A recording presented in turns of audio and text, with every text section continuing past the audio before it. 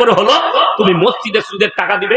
তোমার আসপর্দা কি করে হলো মাদ্রাসায় সুদের টাকা দেবে? তোমার টাকা প্রয়োজন নাই, তোমার হারাম টাকা দিন চালানোর জন্য প্রয়োজন নাই। একটা গরিব মানুষ আলু ব্যবসা করে, চাষ করে খায়, সেই লোকটা যদি 1 টাকা দান করে আর একটা সুদখোর যদি 1 কোটি দান করে, আল্লাহর কসম করে বলছে এই 1 টাকা ওয়ালা জান্নাতে যাবে, কিন্তু সুদখোর হারাম করে দান কবুল হবে না আল্লাহর দরবারে। চ্যালেঞ্জ এটা। তোমার কোন জায়গায় আঘাত লাগবে, ঘা হবে আমি জানি না। সুদ হারাম, শুধু হারাম নয়, আমার আল্লাহ কোরআনে বললেন ওয়াহাল্লাল্লাহুল বাইয়া ওয়া হারামার রিবা, যারা সুদকে আমি হারাম করেছি, ব্যবসাকে হালাল করেছি। যে ব্যক্তি জেনে শুনে সুদ খেলো, এই লোক আল্লাহর সঙ্গে যুদ্ধ ঘোষণা করলো। ইমানদারির সঙ্গে বলুন তো, যে লোক আল্লাহর সঙ্গে যুদ্ধ ঘোষণা করছে, এই লোক কখনো মুমিন হতে পারে? কথা বলেন, এই লোক মুমিন নয়। যে ব্যক্তি, এখানে হাত তুলে বলুন তো কে জানেন না মদ স্পর্শ করা হারাম? কথা বলে না, জানেন না? জানেন না? জানেন তো। তাহলে মুসলমান, আপনাকে আমি গাজল থানায় দেখিয়ে দেবো। গাজল থানায় মুসলমান মদ পান করছে, মদ বিক্রিও করছে। ঠিক বললাম না ভুল বললাম? শুধু গাজল থানায় নয়, গোটা পশ্চিম বাংলায় প্রত্যেকটা থানায় দেখেন। আপনি কদুবাড়ি মোড়ে চলুন, গাজল বাজারে চলুন, আমি আপনাকে দেখিয়ে দেবো। মুসলমান লটারি বিক্রি করছে, শামসি বাজারে চলুন, হরিশ্চন্দ্রপুরে চলুন, সুজাপুরে চলুন, কালিয়াচকে চলুন, ধুলিয়ানে চলুন, উমরপুরে চলুন, বেলডাঙ্গায় চলুন, কলকাতা পর্যন্ত যতগুলো বাজার পড়বে আমি দেখিয়ে দেবো। মুসলমান কাউন্টার লাগিয়ে লটারি বিক্রি করছে, আর মুসলমান লটারি কাটছে। কিছু যদি টাকা আসে, লটারি বিক্রি যদি করে আমার যদি যেন ব্যবসা চলে। অথচ রাসূল সাল্লাল্লাহু আলাইহি সাল্লামের হাদিস, যারা নিজেদের সন্তানের মুখে হারাম খাবার তুলে দিবে, তাদের সন্তান কোনোদিন নেক সন্তান হতে পারে না।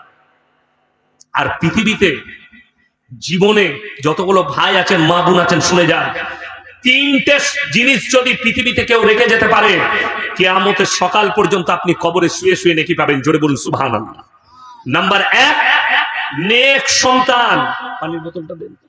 নাম্বার 1 হচ্ছে নেক সন্তান। নেক সন্তান কেমন? আপনি মারা যাওয়ার পরে আপনার সন্তান যেন এমন মুমিন হয়, এমন দিনদার হয়, আপনার জানাজার নামাজটা পড়াতে পারে, কবর জিয়ারত করতে পারে, আপনার জন্য দান খায়রাত করতে পারে, আপনার জন্য দোয়া করতে পারে। নামাজ পড়লো এশা, আর আল্লাহকে বললো আল্লাহ গো, আমি তো 5 ওয়াক্তের নামাজি, গুনাহগার, আমার আব্বা দুনিয়া থেকে চলে গেছে, আমার আব্বাকে তুমি ক্ষমা করে দাও। রিওয়ায়েতে আছে, হাদিসে আছে, চোখের পানিটা গালে গড়ানোর আগে আমার আল্লাহ দোয়াকে কবুল করবেন। জোরে বলুন সুবহানাল্লাহ। অথচ আপনি আপনার সন্তানকে তৈরি করতে পারেননি। বিসমিল্লাহ। আপনার সন্তান নামাজ তো দূরের কথা, বাপের কবর পর্যন্ত জিয়ারত করতে জানে না, বাপের জন্য দান করতে জানে না। এইটা হচ্ছে 1 নম্বর সাদকা। কোন মা বাপ সে যদি নেক সন্তান দুনিয়াতে রেখে যায়। নাম্বার 2, জীবনে বেঁচে থাকতে, এই দুনিয়াতে বেঁচে আছে নিজের জন্য কবরস্থান, ঈদগাহ, মাদ্রাসা, মসজিদ, এতিমের বিয়ে, গরিব এতিম মিসকিন, এদের খেয়াল রাখুন। যার পয়সা মসজিদে লেগেছে, মাদ্রাসায় লেগেছে, ঈদগাহে লেগেছে, কবরস্থানে লেগেছে, এই সাদকায়ে জারিয়া আপনি কবরে চলে যাবেন। কিয়ামতের সকাল পর্যন্ত যতদিন কবরস্থান বাকি, যতদিন মসজিদ বাকি, যতদিন ঈদগাহ বাকি, কাল কিয়ামতের সকাল পর্যন্ত আপনি শুয়ে শুয়ে নেকি পেতে থাকবেন। বলুন সুবহানাল্লাহ। নাম্বার 3টা মারাত্মক, খায়রুকুম মান তাআল্লামাল কুরআন আল্লামাহু, যারা ইলম হাসিল করে এবং অপরের কাছে পৌঁছায়। আজকে আপনি আমার মুখ থেকে শুনে যাচ্ছেন লটারির টিকিট হারাম। যারা লটারিওয়ালা আছেন, যারা লটারি টিকিট কাটেন, তারা এখানে বসে ইস্তেগফার যদি করলেন, আর আপনি আপনার বন্ধুকে মেসেজ পাঠান, ভাই ইয়াসিন ভাই এসেছিল কালকে আমাদের গ্রামে, তো তিনি বলে গেছেন লটারির টিকিট হারাম, অর্থাৎ লটারি কাটবো না। আপনি নেকি পাবেন, আমিও নেকি পাবো। এইভাবে আপনি প্রচার করবেন। যারা ইলমটা ছড়ায় এবং যাদের মাধ্যম দিয়ে ছড়ায়, একের পর এক পেরিয়ে যাবে, সবাই নেকি পেতে থাকবে। আমার বন্ধুগণ, আমার ভাই, অথচ আমরা জানি না আমরা অজান্তে কতগুলো পাপে লিপ্ত আছি, অজান্তে আমাদের পরিবার কি পাপে লিপ্ত আছে, কতগুলো পাপ করছে। না আমার বাড়িতে কোরআনের তেলাওয়াত আছে, না আমার বাড়িতে নামাজ আছে, না আমার বাড়িতে দিনদারি আছে, না আমার বাড়িতে বিসমিল্লাহ আছে। অথচ কোরআনে আছে ফাইদা কারাতাল কুরআন ফাস্তাইজ বিল্লাহ, जबकि कुरान पढ़ने के लिए जाओ तो बसमाला का इस्तेमाल करो।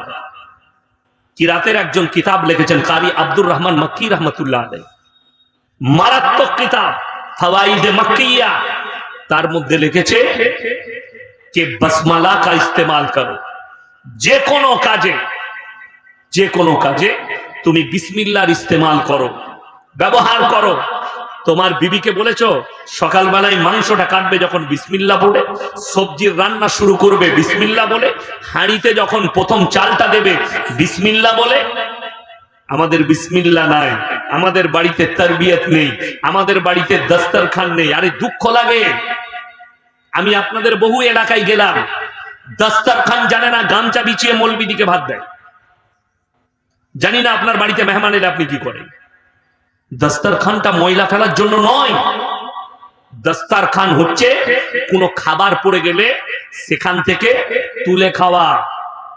উত্তরপ্রদেশে যান, দিল্লিতে যান, আমি যখন লখনৌ ইরফানিয়ায় কিরাত পড়তাম তো একজন দাওয়াত দিলে একটা বন্ধু বলে हमारे घर में रात को खाना खा लो, আমরা ইনশাআল্লাহ आएंगे। তো আমরা 3-4টা বন্ধু গেলাম তার বাড়িতে খেতে। দস্তরখান বিছিয়েছে, বাটি করে কাটোরা করে তরকারি এলো, কিমা, ভুনা, চিকেন চিল্লি সব এলো, আর রুটিগুলো দিয়েছে প্লেটে নয়, দস্তরখানের চারিদিকে রুটি নামিয়ে দিয়েছে দস্তরখানের উপরে, ওখান থেকে লাও ছিঁড়ে ছিঁড়ে খাও। বড় কষ্ট। আপনি তারবিয়ত শিখলেন না, আপনার বাড়িতে দ্বীন এলো না, আপনি নিজেকে মুসলমান বলছেন। আজকে পশ্চিম বাংলা, বিহার, উড়িষ্যা, ঝাড়খণ্ড বেশিরভাগ লোক শিরক আর বিদআতে ডুবে আছে। আজকে দেখলেন মুসলমানদের ঈমান ধ্বংস করার জন্য এমন ভাবে উঠে পড়ে লেগেছে যে আমাদের মতো মৌলবীরা পর্যন্ত ওই জালে ফেসে যাচ্ছে। কেন? স্বার্থের জন্য। আমি আছি, আমাকে যদি এখনই কেউ বলে তোমাকে 1 কোটি টাকা দেবো, কেন? বলে গাজলে একটা ফাংশন হচ্ছে, স্টেজে চলে আসে। আমাকে একজন মোবাইলে পাঠালো, ছবিটা আছে মোবাইলে, মুর্শিদাবাদের একজন বক্তা আপনাদের এলাকাতেও আসে, বক্তব্য দেয়। আমি দেখে খুব দুঃখ পেলাম, ভিডিওটা পাঠালো। গানের একটা স্টেজে যেখানে গান চলছে, আর্টিস্টরা আছে, সেই নারীর পেছনে সে হুজুর দাঁড়িয়ে আছে, সেই বক্তা দাঁড়িয়ে আছে মাথায় টুপি না দিয়ে। সেই মানুষ আবার স্টেজে গিয়ে মানুষকে হিদায়াতের কথা শোনাবে, মানুষকে দ্বীনের কথা শোনাবে। আমি দেখলাম বীরভূম ডিস্ট্রিক্টের একজন মৌলবী, নামের আগে মুফতি আছে, নামের শেষে পীর আছে, তার শেষে কাসমি আছে। কাসমি মানে দেওবন্দ থেকে পাশ করেছে, তার নামের শেষে আছে। এশিয়া মহাদেশের একটা বড় মাদ্রাসা দারুল উলুম দেওবন্দ, সেইখান থেকে পাশ করা। নামের শেষে পীর আছে, নামের শেষে কাসমি আছে। কোথায় দেখছি দীপাবলির উৎসবের স্টেজে তিনি সংবর্ধনা দিচ্ছেন। আপনারা মায়ের আশীর্বাদ নিবেন, মায়ের আশীর্বাদে ভালো থাকুন। আমি মনে মনে ভাবলাম আল্লাহর রাসূলের হাদিসটা কত সত্য। এক শ্রেণীর আলেম তারা সঙ্গে সঙ্গে ঈমান হারা হবে আর তাদের দ্বারাই আল্লাহ জাহান্নামকে উদ্বোধন করবেন। আমার ভাই, রাসূলের হাদিস, কিয়ামতের পূর্বে আমার উম্মতের মধ্যে একটা দল, কিছু উম্মত তারা মুশরিক হয়ে যাবে, তারা কবরের পূজা করতে লাগবে, তারা গাছের উপাসনা করবে, তারা ঠাকুরের পূজা করতে লাগবে, তারা আল্লাহ বাদ দিয়ে অপরের উপাসনা করতে লাগবে। এটা রাসূল সাল্লাল্লাহু আলাইহি সাল্লামের হাদিস। আজকে তার প্রমাণ পাচ্ছি। আর কিছু বেঈমান কাফের আমাদের সামনে লম্বা করে একটা কথা ভাসিয়ে দিয়েছে, ধর্ম যার যার, উৎসব সবার। আমি কলকাতার একটা চ্যানেল দেখলাম, চ্যানেল মানে ইউটিউবার, ছোটখাটো মেয়ে ছেলে নিজেকে চ্যানেল বলে আর উল্টো পাল্টা খবর ছড়ায়। সে দেখলাম আমার একটা জালসাকে কাটিং করে বিদ্বেষ ছড়িয়েছে এবং একটা মুসলিম লোকের সাক্ষাৎকার দিচ্ছে। আরে এই মৌলবি বলেছে মুসলমানরা মদ খাবার জন্য ঠাকুর ভাসাতে যায়। আমি আমার বর্ধমান টাউনের কথা বলেছি, আমি আবার আজকে বলে যাচ্ছি আপনাদেরকে যে আল্লাহর কাছে যতগুলো পাপ আছে সব থেকে নিকৃষ্ট পাপ হচ্ছে শিরকের পাপ। যারা মনে করছেন যে সেই জায়গায় কি যাওয়া যাবে না, তাদেরকে কোরআন শোনাচ্ছি। লাউ কানা ফীহিমা আলিয়াতুন ইল্লাল্লাহু লাফাসাদাতা, আমি আল্লাহ ছাড়া পৃথিবীতে আর একটা যদি আল্লাহ হতো, পৃথিবীতে বিভ্রাট আর মারামারি সৃষ্টি হতো। আমি আল্লাহ ছাড়া যদি দ্বিতীয় আল্লাহ হতো, দ্বিতীয় কেউ থাকতো সৃষ্টিকর্তা, তাহলে মারামারি হতো। এটা কোরআন, লাউ কানা ফীহিমা আলিয়াতুন ইল্লাল্লাহু লাফাসাদাতা, ফাসাদ হতো, ফিতনা হতো দুটো আল্লাহ হলে। তাই আমি আল্লাহ এক এবং অদ্বিতীয়, আমার কোনো শরীক নাই। সবাই আল্লাহকে বিশ্বাস করবো, জোরে বলুন ইনশাআল্লাহ। আল্লাহ ছাড়া ভালো মন্দের মালিক পৃথিবীতে কেউ নেই। এরপর একটা মুসলমান শুনেলেন, এই হিন্দুস্তানে যদি বলেন হুজুর আপনার বক্তব্যের দ্বারা সম্প্রীতি নষ্ট হচ্ছে, তাহলে বলবো আমার বক্তব্যের পুরো শুনবে। 1.5 লাখ বয়ান, 1.5 থেকে 2 লক্ষ বয়ান ছুটছে আমার ইউটিউবার ফেসবুকে। এখানে এমন ইউটিউবার আছে শুধু অনলি ফর আমারই বয়ান ছাড়ে। এরকম পশ্চিম বাংলায় 100টা ইউটিউবার আছে, কোন বক্তার বয়ান নয়, শুধু আমার নিজস্ব কোনো ইউটিউবার নাই। আমার সময় নেই, মাদ্রাসাওয়ালা আমি। দোয়া করবেন। আবার একটা বড় মেয়েদের মাদ্রাসা করছি, একবারই নার্সারি স্কুল থেকে মলনা পাস পর্যন্ত দোয়া রাখবেন যেন আপনার সন্তানকে দিতে পারবে। কাজ শুরু হয়ে গেছে জায়গাতে, দোয়া রাখবেন। আমি হচ্ছি মাদ্রাসাওয়ালা মৌলবি, আমি কারো বিকাও নয়। আমার বন্ধুগণ, আমার ভাই, এই 1.5 থেকে 2 লাখ বয়ান, একটা স্পিচ বার করুন। আমি কারো দেবদেবীকে গালি দিয়েছি, কারো ধর্মকে গালি দিয়েছি, দিইনি, আর আমার মৃত্যুকাল পর্যন্ত দেবো না। কিন্তু আল্লাহর কসম, তাকে আমি নিজের মনে করতে পারবো না। কোরআনে আছে লা ইলাহা ইল্লাল্লাহু ওয়া লা ইলাহা ইল্লা। তোমরা দুটো নৌকায় পা দিও না, একটা নৌকায় পা দাও। পদ্মা আপনাদের কাছে, ফারাক্কার কাছে, পদ্মার উপরে আর একটা কি নদী পেরিয়ে এলাম মালদা, ওটা কি নাম? মহানন্দা। এই মহানন্দা নদীতে যদি আপনি নৌকায় চাপেন, যে আমি ওপার যাব নৌকায় চেপে, যদি আপনার মনে হয় এই নৌকাটা ডুবে যেতে পারে, তার থেকে ভালো পাশাপাশি দুটো নৌকা লাগিয়ে এটাই একটা পা, ওটাই একটা পা দেবো। সে মালটা মরবে না? মরবে না, ও আগে মরবে। খালি দুটো একটু সরে যাওয়া। তো তুমি যদি দুটো নৌকায় পা দিতে চাও, এই দিকটাতেও থাকবো, ওই দিকটাতেও থাকবো। যেমন উদাহরণ বলে দিই, অনেক লোক, আমি ইয়াসিন বেঁচে আছি না নাই? আমি যখন বেঁচে আছি কথা বলছি, যখন আমার মধ্যে প্রাণ আছে। এখন সভাপতি সাহেব যদি বলে ইয়াসিন ভাই আপনি 100 টাকা দেন, আমি দিতে পারবো না বাবা, কথা বলে না? পারবো, এখনই পকেট থেকে বার করে দিয়ে দিব। আচ্ছা আমি যদি মরে যাই দিতে পারবো? কথা বলেন। মরে গেলে দিবার ক্ষমতা নেই। এইটাই তো বুঝা। কিছু সিন্নিখোর আমাকে গালি দিচ্ছে, আরে আমি বুঝাচ্ছি, আমি যদি মরে যাই আর কিছু দিবার ক্ষমতা না থাকে, তাহলে বাবার কবরে গিয়ে কি করে ভালো মন্দ চাইবে তুমি? সে কি করে দিবে? ছেলে চাইছো, মেয়ে চাইছো, কে বুঝাবে? দুঃখটা ওইটাই। আল্লাহ ছাড়া ভালো মন্দ, কল্যাণ অকল্যাণের মালিক পৃথিবীতে কেউ নেই। সম্প্রীতি যারা বলছেন, সম্প্রীতি আপনার বুঝে আসেনি। রাসূল সাল্লাল্লাহু আলাইহি সাল্লামের হাদিস, তোমরা ততক্ষণ পর্যন্ত মুমিন হতে পারবে না যতক্ষণ পর্যন্ত তোমার কাছ থেকে তোমার প্রতিবেশী সুরক্ষিত নয়। বুখারী শরীফের হাদিসে আছে, তোমরা নিজের জন্য যেটা পছন্দ করো, তোমার ভাইয়ের জন্যও সেই জিনিসটাই তুমি পছন্দ করো। এটা রাসূলের হাদিস। আগে চলুন। আল্লাহ রাসূল বললেন যে হে আমার উম্মতি শোনো, তোমরা দেখো না তোমার বাড়ির পাশে কে বসবাস করছে, সে হিন্দু হোক, সে দলিত হোক, সে আদিবাসী হোক, সে খ্রিস্টান হোক, সে ক্ষুধার্ত হলে খাবার দাও, বস্ত্রহীন হলে বস্ত্র দাও, বিপদে পড়লে পাশে দাঁড়াও। তার মানে এটা নয় যে তার উৎসব হলে তুমি গিয়ে দাঁড়াবে, এটার মানে তা নয়। এখন অনেক মুসলমান শিক্ষিত ভাই আমাদেরকে দলিল দিচ্ছে, হুজুর আমরা তো শুধুমাত্র গাজলে গিয়েছিলাম মেলা দেখতে, একটু বউকে নিয়ে ঠাকুর দেখতে, আমরা তো পুজো করিনি। মাশাআল্লাহ, খুব ভালো যুক্তি। তোমার যুক্তির খণ্ডন আমার কাছে আছে, আপনাকে খুব সুন্দরভাবে বুঝায়। এই গ্রামে রাতের বেলা একটা বাড়িতে ডাকাতি হচ্ছে, ডাকাত পড়েছে, একটা বাড়িতে লুটপাট চলছে বন্দুক ঠেকিয়ে। এখন সবাই ঘুমাচ্ছে গ্রামের, সেই বাড়িতে লুটপাট চলছে, বাড়ির লোককে বেঁধে দিয়েছে। এক ব্যক্তি সে পেশাব করতে উঠেছে, গাছতলায় বসে পেশাব করছে, সে দেখতে পেল আর বাড়িতে ডাকাতি হচ্ছে, চুপচাপ বসে পুরো সিন দেখলো। ডাকাত পালিয়ে গেল গাড়ি নিয়ে, প্রশাসন বাবুরা চলে এলো, গাজল থানা থেকে পুলিশ চলে এলো। বড় বাবু বলছে এই তোমাদের মধ্যে কে দেখেছো? সে বললে স্যার প্রথম থেকে শেষ পর্যন্ত আমি দেখেছি। কাকে বেশি মারবে? কথা বলো। ওই মালটাকে তুলে নিয়ে গিয়ে বেশি পিটাবে, বলে একে মার বেরিয়ে যাবে। শুনেলেন কোরআনে আছে যদি তোমরা দেখো কোনো জায়গায় শিরকের কাজ হয়, আল্লাহ বিরোধী কাজ হয়, শরীয়ত বিরোধী কাজ হয়, রাসূল বিরোধী কাজ হয়, হয় হাতের দ্বারা রুখে দাও, তা না হয় জুবানের দ্বারা রুখে দাও, তা না হয় ঘৃণা করে সরে এসো। আমি কেন সেখান থেকে পালিয়ে আসছিলাম জলসা থেকে? তার কারণ এই মেলাটাকে ঘৃণা করে। তা না হলে আমার মতো বক্তা জুবান বন্ধ করে টাকা গুনে চলে যাব, আল্লাহর কাছে কবরে হিসেব দিতে পারবো না। প্রতিবাদ করনি, অন্যায় হয়েছে চোখের সামনে, তোমাদেরকে এলিমটা দিয়েছো, এলিমটা খরচ করেনি খালি নিজের স্বার্থের জন্য।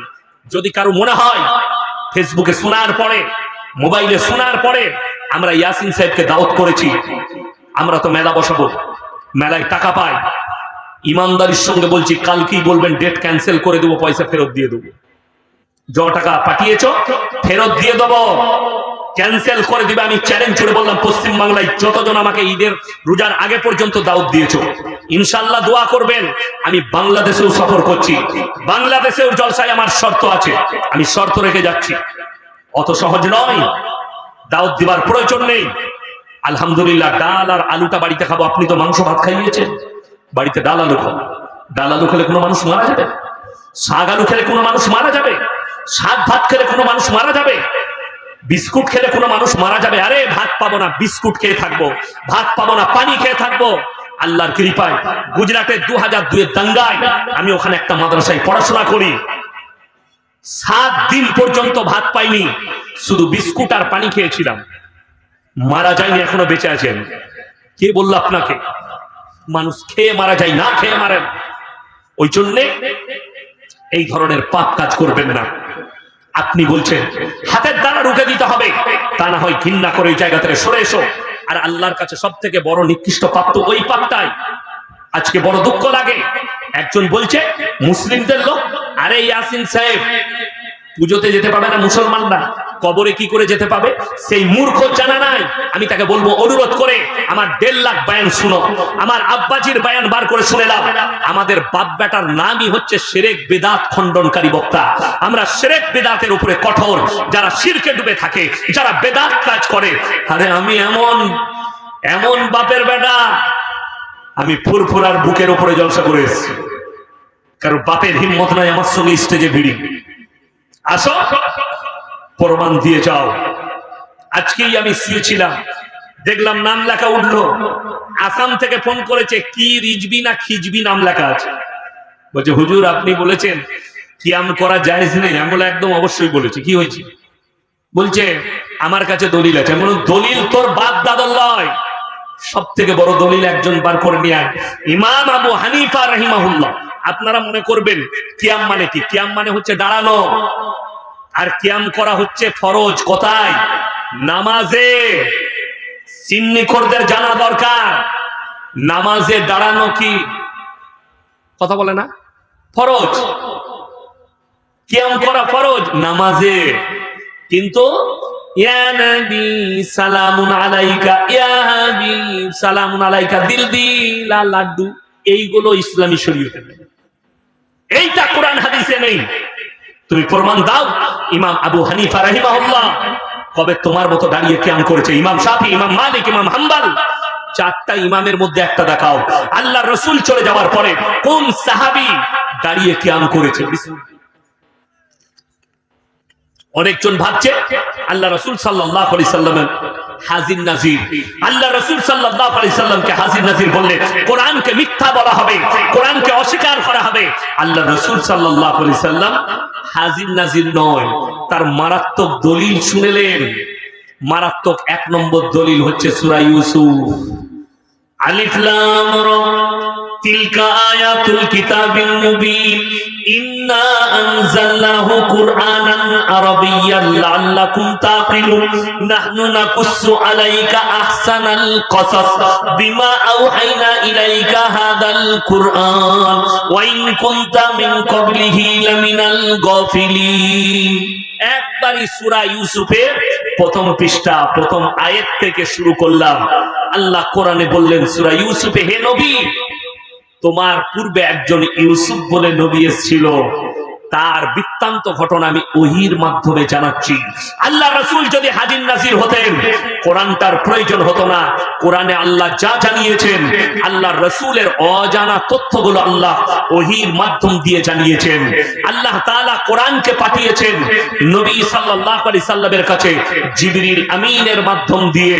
আল্লাহর রাসূল হাজির নাজির হলে আল্লাহর রাসূলের মিরাজকে অস্বীকার করা হবে। হাজির নাজির মানে কি? এখানেও আছে, গাজলেও আছে, সব জায়গায়। আচ্ছা বলুন তো, কোনদিন আল্লাহ রসুলের জন্য একটা হাদিস এই মৌলবীরা বার করতে পারবে? আমরা বার করতে পারবো? আল্লাহর নবী আজকে বাংলাদেশে আছে, আল্লাহর জন্য শুনেছেন কোনদিন? আল্লাহ পাকিস্তানে আছেন, কালকে বাংলাদেশ, পরশু আমাদের গাজলে আসবে, আল্লাহর জন্য এরকম শব্দ শুনেছেন কোনদিন? কোন মৌলবী বলেছে? কেন না? এই শব্দ আল্লাহর জন্য, কিন্তু নবীর জন্য। নবী যদি হাজির নাজির হয়, নবী মক্কাতেও আছেন, মদিনাতেও আছেন, এখানেও আছেন, তাহলে নবী সাল্লাল্লাহু আলাইহি ওয়াসাল্লামকে হাজির নাজির বললে মেরাজকে অস্বীকার করা হবে কেন? নবীজি সশরীরে মেরাজ হয়েছে, কোরআনে আছে সূরা বনী ইসরাঈল। নবীজিকে বিচন থেকে তুলে সুবহানাল্লাযী আসরা বিআবদিহি লাইলাম মিনাল মসজিদিল হারাম, জিবরিল আল্লাহ পাঠালেন বিচন থেকে তুলে মসজিদে হারাম, মসজিদে হারাম থেকে মসজিদে আকসা, মসজিদে আকসা থেকে সাত আসমানে নিয়ে গেলেন আর নিয়ে এলেন। যিনি হাজির নাজির, তার জন্য এই শব্দ ব্যবহার হবে না তাফসীরে। আমার বন্ধুগণ, আমার ভাই, আমি আপনাদেরকে অনুরোধ করে বলছি, কেউ শিরকে লিপ্ত হবেন না, শিরক আর বিদআতে লিপ্ত হবেন না। আজকে কষ্ট লাগে, অনেক মুসলিম ভাই টোল করছে কাকে? ইসলামকে। কেন? बोले इनका भी धर्म जो है किस्सा और कहानी से भरा हुआ। किस वजह से? ये सिन्नी खोर के वजह से। একটা বয়ান শুনলাম গতকালকে, আমি আপনাদের হরিশ্চন্দ্রপুরে ছিলাম, সেখানে আমি বলছিলাম যে ভাই আপনারা শুনেন, মোবাইলে আছে এখনো, আমি তাদেরকে শোনালাম। কেন? আশেপাশের কিছু সিন্নিখোর তারা গালি দিয়েছে যে ইয়াসমিন সাহেব আসুক, এরপরে আমাদের অমুক মুফতিকে নিয়ে আসবো গুটকা খোরকে, যে তাকে গালি দিয়া করো। আলহামদুলিল্লাহ, আমাকে গালি দাও, অসুবিধা নেই। আমি শোনালাম কি বয়ান হচ্ছে জানেন? আরে गौसे पाक बड़ा पीर अब्दुल कादिर जिलानी रहमतुल्लाह अलैह इतना बड़ा पीर था, इतना बड़ा पीर थे कि वो कभी काबा घर में तवाफ करने नहीं जाते थे, बल्कि काबा घर उनके घर पे आते थे तवाफ करने। जोरे बोलुन नाउजुबिल्लाह। এই ভাষাটাই হচ্ছে শরীয়ত বিরোধী ভাষা। কার জন্য? আব্দুল কাদের জিলানী রহমতুল্লাহ আলাইহির জন্য। শুধু তাই নয়, বয়ান আরো কি চলছে জানেন? ইসলামকে গল্প বানিয়ে রেখেছে, অথচ ইসলাম সত্যের উপরে টিকে আছে। খালি এই শিরক করে করে বলছে ভাই বড় পীর আব্দুল কাদের জিলানী দস্তরখানে খানা খেতে বসেছেন, বাবা দেশি মুরগি দিয়ে ভাত খাচ্ছেন, বাবা দেশি মুরগির হাড্ডি গুলো একদিকে রাখছেন। আজকে আমাদেরকেও দেশি মুরগি দিয়েছিল, তাই না? দেশি মুরগি তো আমরা খেয়ে খেয়ে হাড্ডি গুলো তো দস্তরখানে রাখলাম, একটা বাটি দিয়েছে তার উপরে হাড্ডি গুলো রাখলাম। বড় পীর আব্দুল কাদের জিলানী হাড্ডি গুলো একদিকে রাখছেন। তেনার মুরিদ জিজ্ঞেস করলেন, বাবা এই হাড্ডি গুলো কেন একদিকে রাখছেন? তিনি বললেন, আমি ভাত খাবার পরে এই মুরগিটাকে আবার জীবিত করে দেবো। যা বুঝে করবে। নাউজুবিল্লাহ।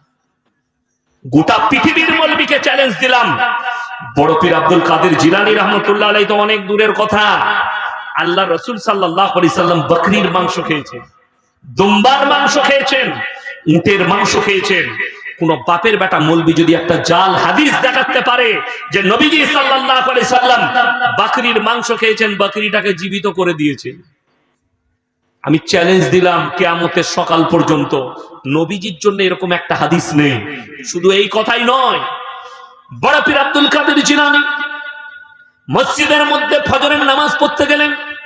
আমার বাবা জিনা মসজিদে এত ভিড় হয়েছে, এত ভিড় হয়েছে, বড় পীর নামাজ পড়ালেন। ফজরের নামাজ পড়িয়ে বললেন, বাবা তোমরা যারা আমার পেছনে নামাজ পড়েছো তোমরা সবাই জান্নাতি। নাউজুবিল্লাহ। বড় কষ্ট লাগে। নবীজি সাল্লাল্লাহু আলাইহি সাল্লামের পেছনে সাহাবীরা নামাজ পড়েছেন না পড়েননি? কথা বলেন। এরকম একটা হাদিস দেখিয়ে দেন যে নবীজি বলেছেন, যারা আমার পেছনে তোমরা আজকে নামাজ পড়লে তোমরা জান্নাতি। অথচ আশারায়ে মুবাশশারার 10 জন সাহাবীকে জান্নাতি বলা হয়েছে। 4 জন খলিফা আরে বড় দুঃখের বিষয়, আজকের দিনে যদি বড় পীর আব্দুল কাদের জিলানী জীবিত থাকতেন, এই সিন্নি খোরকটাকে কাফের বলে ফতোয়া দিত খালি এই গল্প বানানোর কারণে, মিথ্যা অপবাদ দেওয়ার কারণে। এটা মারাত্মক জঘন্যতম পাপ, শিরকের পাপ। আমার বন্ধুগণ, আমার ভাই, অবাক হবেন, আপনার এলাকায় যদি কোনো হাজী সাহেব থাকে, তিনাকে জিজ্ঞেস করবেন, মক্কা থেকে মদিনা 470 কিলোমিটার রাস্তায় একটা মাজার পাবেন না। আমার বাড়ি থেকে আপনার এখানে 300 কিলোমিটার রাস্তা, 300,000-এর বেশি মাজার আছে। অথচ মদিনায় জান্নাতুল বাকিতে আল্লাহ নবী জলিলুল কদর সাহাবীরা শুয়ে আছে। উহুদের প্রান্তরে 70 জন সাহাবীর কবর লোহার ব্যারিকেড দিয়ে ঘেরা আছে। ওই জন্যই তো দুঃখ লাগে যে আজকে অনেক অমুসলিম ভাই তারা মাজারে যাচ্ছে। মাজারে গিয়ে ভালো মন্দ তারা জানে যে আমরা মাটির তৈরি মূর্তির সামনে যেটা চাই, এই মাজারে গেলেও সেটা পাওয়া যায়। যেহেতু মুসলমানরা মাজারে চাইতে যাচ্ছে, মাজারে সিজদা করছে, মাজারের কাছে ভালো মন্দ চাইছে, ওই জন্য আমার বন্ধুগণ শুনেলেন, এখানে যারা আছেন, যদি কোনো আমার সুন্নি ভাই থাকেন যারা কবর পূজারী থাকেন, তারা কান খুলে শুনে যান, কোন পৃথিবীর বাপের বেটা মৌলবি বলতে পারবে না 3টে জায়গা ছাড়া কোন জায়গায় নেকির উদ্দেশ্যে সফর করা যাবে না। Number 1 Mecca, number 2 Medina, number 3 Baitul মাকদাস। কেউ যদি নিয়ত করে আমি আজমিরে গিয়ে নামাজ পড়তে যাব, আজমিরের উদ্দেশ্যে সফর করব, নেকি পাবো, নেকি পাবে না, ঘুরিয়ে গুনাহ হবে। কেউ যদি নিয়ত করে আমি পাথরচাবড়ি যাব, আর সেখানে গেলে নামাজ পড়লে নেকি পাবো, ঘুরিয়ে নেকি নয় গুনাহ হবে। আল্লাহ তাআলা আমাদের সকল মুমিন মুসলমানকে আল্লাহ হেফাজত করুন, বলুন আমিন। আমার ভাই, আমার বন্ধুগণ, দ্বিতীয় নম্বর, ওয়ালা তাকতুলু আওলাদাকুম খাশিয়াতা ইমলাক নাহনু নারযুকুহুম ওয়া ইয়াকুম। হে আমার নবী বলে দাও, দরিদ্রতার ভয়ে তোমরা তোমাদের বাচ্চাকে কতল করো না। যারা সন্তানকে কতল করে, ওষুধ দিয়ে, ইনজেকশন দিয়ে যারা কতল করে দেয়, আল্লাহ তাদের উদ্দেশ্য বললেন, তোমরা দরিদ্রতার ভয়ে, সকলে বলুন রুজির মালিক কে বাবা? আল্লাহ। রুজির মালিক হচ্ছেন আল্লাহ। সকালবেলায় উঠে একবার গাছের দিকে তাকান, গোটা পৃথিবীতে আল্লাহ যত মখলুক পাঠিয়েছেন, সমস্ত মখলুকের মধ্যে, সৃষ্টিকুলের মধ্যে মানুষই হচ্ছে এমন একটা আল্লাহ সৃষ্টি যাদিকে ইনকাম করতে হয়, পরিশ্রম করে খানা খেতে হয়। আপনি ইনকাম করলে খাবার পাবেন না, আপনাকে বাজারটা বিবিকে এনে দিতে হবে, বিবি রান্না করবেন, তারপরে তুমি খানা পাবে। কিন্তু সকালবেলায় উঠে গাছের দিকে তাকিয়ে দেখো, একটা পাখি বিনা পরিশ্রমে আল্লাহ তাকে রুজি দান করে। এই পাখিটা তো অনেক দূরের কথা, আল্লাহ তাআলা এমন ভাবে পৃথিবীটাকে সৃষ্টি করেছেন। বিজ্ঞান বলছে পৃথিবীর 3 ভাগ প্রাণী সমুদ্রের তলে, 1 ভাগ স্থলে। ওই 3 ভাগ প্রাণীর মধ্যে সব থেকে সমুদ্রের তলে বড় প্রাণীর নাম হচ্ছে নীলতিমি। একদিনে 24 ঘন্টায় 100 কুইন্টাল খাবার খায়, 10 টন খাবার খায়। কে রুজি দান করে? আমি আল্লাহ রুজি দান করি।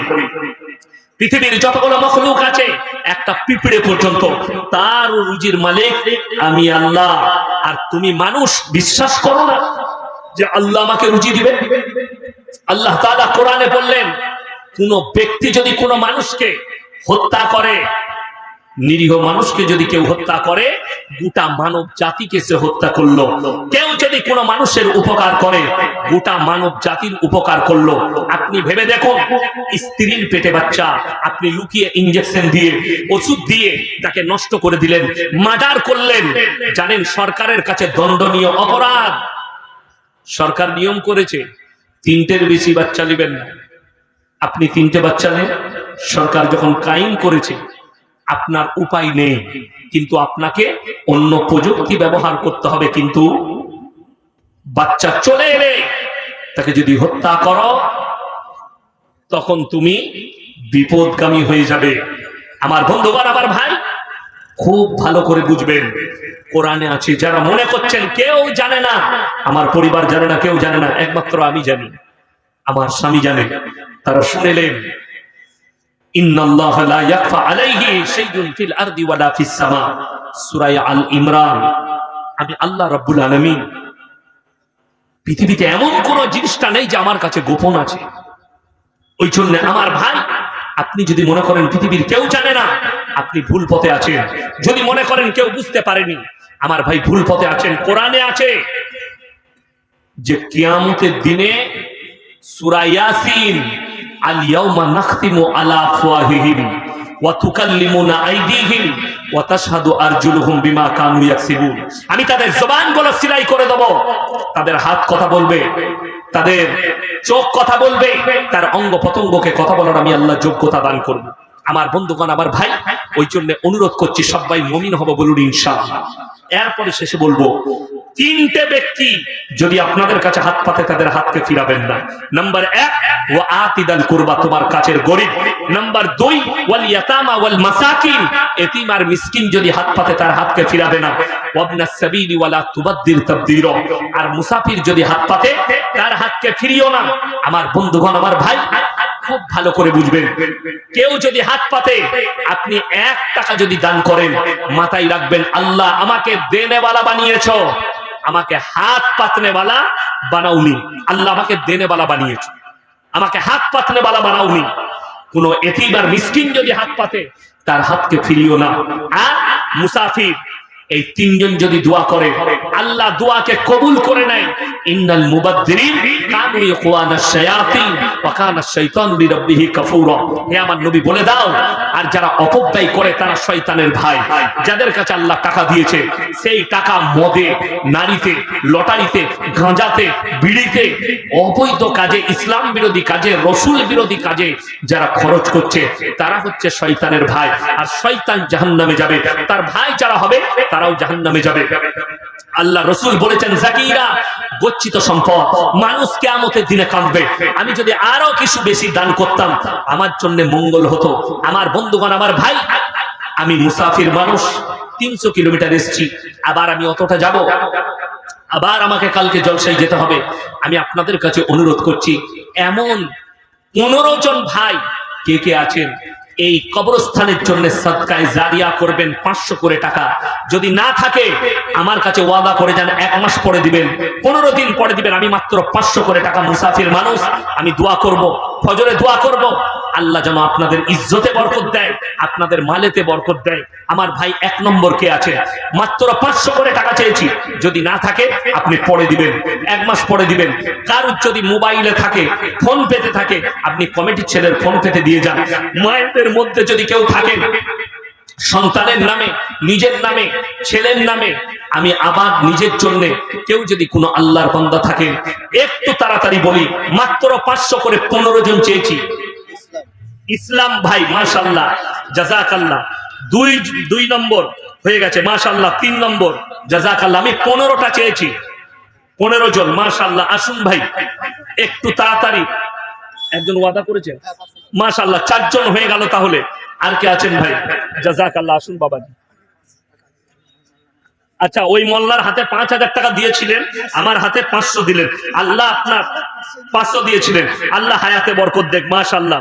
এই দেখেন, 5 জন, 6 জন ভাই, 6 জন হয়ে গেছে। আমি মাত্র 15টা চেয়েছি, জাযাকাল্লাহ। এই দেখেন, 7টা হয়ে গেল। আর কে আছেন ভাই? একটু আমার হাতে দিয়ে যান। 15 জন ব্যক্তি চেয়েছি। আমার মায়েদের মধ্যে যদি কেউ থাকেন, 7 জন হয়েছে, আর 8 জন লাগবে আল্লাহর ওয়াস্তে, পরকালের জন্য, মরণের পরের জন্য, মাশাআল্লাহ। এই দেখেন, 2টো, 9টা হয়ে গেল। আমার ভাই 9টা হয়ে গেছে, আর মাত্র 7টা লাগবে। কে আছেন? আমার কোন ভাই আছেন? আর 6টা লাগবে ইনশাআল্লাহ। 6 জন লাগবে। আর কোন আমার আল্লাহর বান্দা আছেন? একটু তাড়াতাড়ি আসি, মাশাআল্লাহ। আল্লাহ আপনাদের জাযাকাল্লাহ। এই দেখেন, 10 নম্বর হয়ে গেল। আল্লাহ হায়াতে বরকত দেখ, রুজি রোজগারে আল্লাহ বরকত দেখ, কারবারে আল্লাহ বরকত দেখ, মাশাআল্লাহ। আসুন। এই দেখেন, 11 নম্বর হয়ে গেল, জাযাকাল্লাহ। আল্লাহ তাআলা আপনাদের হায়াতে বরকত দেখ, কারবারে, ব্যবসা বাণিজ্য, রুজি রোজগারে আল্লাহ বরকত দেখ। ভাই, আর মাত্র 4 জন লাগবে। আমার মা বোনের মধ্যে যদি কেউ থাকেন, আমার আল্লাহ রাসূল সাল্লাল্লাহু আলাইহি সাল্লাম, আল্লাহ তাআলা এলান করলেন, দাও মক্কা নগরীতে, ওমা ইউকরিদুল্লাহ কারদান হাসানা, আল্লাহর রাস্তায় কে কি দান করবে বলো।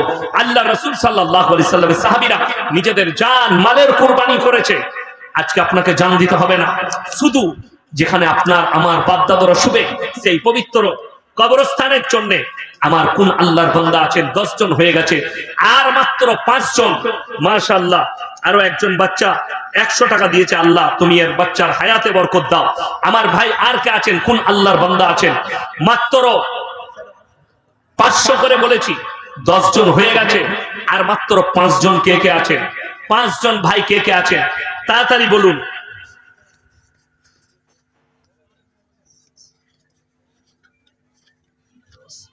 11 জন হয়ে গেছে ভাই, আর 4 জন লাগবে। মাশাআল্লাহ, আরো একজন 200 টাকা দিয়েছে, আর 4 জন লাগবে। 11টা 500 টাকা হয়ে গেছে। জাযাকাল্লাহ। আসুন। মাশাআল্লাহ, আরো একজন ভাই 200 টাকা দিয়েছেন। আমার মা বোনেদের মধ্যে যদি কেউ থাকেন, স্বামীর নামে, সন্তানের নামে, যদি না থাকে কালকে দিবেন, 1 মাস পরে দিবেন। কোন আল্লাহর বান্দা আছেন ওয়াদা করবেন 1 মাস পরে দিবেন, 2 মাস পরে দিবেন? একটু তাড়াতাড়ি আসি ইনশাআল্লাহ। কোন আমার ভাই আছেন, কোন আল্লাহর বান্দা আছেন, একটু তাড়াতাড়ি। মাত্র 500 করে টাকা চেয়েছি, কিছুই নয়। আপনি মরণের পরে বুঝতে পারবেন জাকিরা, মানুষ কাঁদবে কিয়ামতের ময়দানে দাঁড়িয়ে। আমি যদি আরো কিছু টাকা ব্যয় করে আসতাম আল্লাহর রাস্তায়, আমি যদি আরো কিছু দান করতাম, আমার জন্য মঙ্গল হতো, আমার জন্য ভালো হতো।